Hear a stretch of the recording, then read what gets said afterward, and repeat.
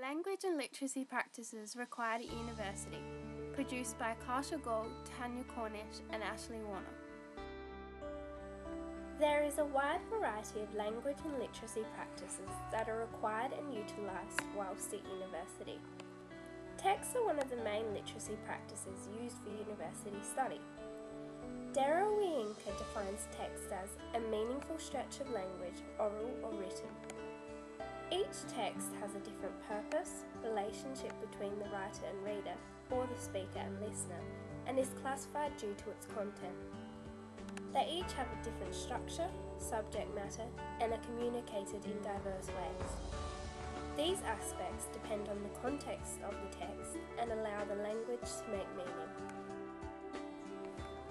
Language is situated in the sense that social and cultural contexts impact on the meaning of the presented language. In order for the text to sound appropriate, our language choices must reflect on the context and situation.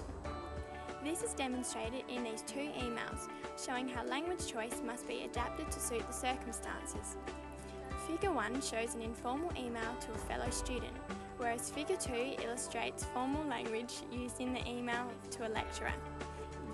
This demonstrates language is situated as the language is altered to suit the social situation as shown by the diverse wording and layout in each email. Language and literacy practices all use the language features of field, tenor and mode. The field represents the subject matter. The tenor depends on who is involved and the relationship between them. The mode is the way language is expressed in forms such as oral, written and gestural. These three aspects are shown in Figure 3 and together determine the register of the text, which establishes the language patterns found within the text. Diagram 1 shows the structure of a text using field, tenor and mode. Functional grammar is an important aspect of language and literacy practices, as it not only helps us to understand how language works, but helps us to understand the influence of language use. It focuses on broad texts that allow us through meanings to understand the language used in our society. There are three metafunctions involved in this theory. Ideational, which is similar to the field, interpersonal, which relates to the tenor, and textual, which relates to the mode. Ideational is the reflective meaning, which embodies the way the text represents the world.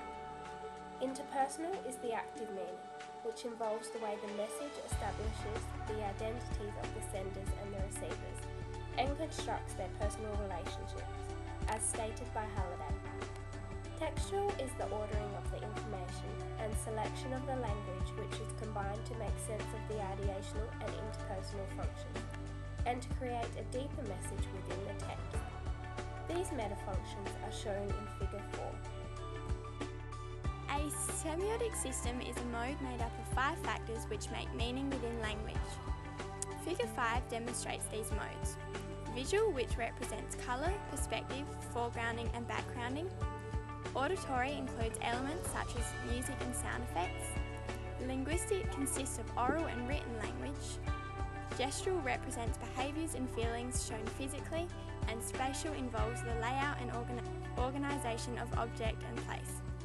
At university, language is used for many social practices, such as interacting with others, expressing ideas, connecting ideas, and creating text. Our language choices in these situations are impacted by the context, purpose, field, tenor, and mode.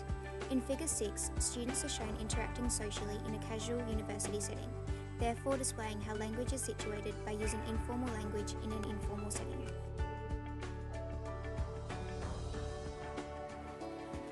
All of these language and literacy practices described are required at university. Each of the practices are made up of the components explained previously that are used in text analysis. The literacy practices we use as students at university all depend on the situation.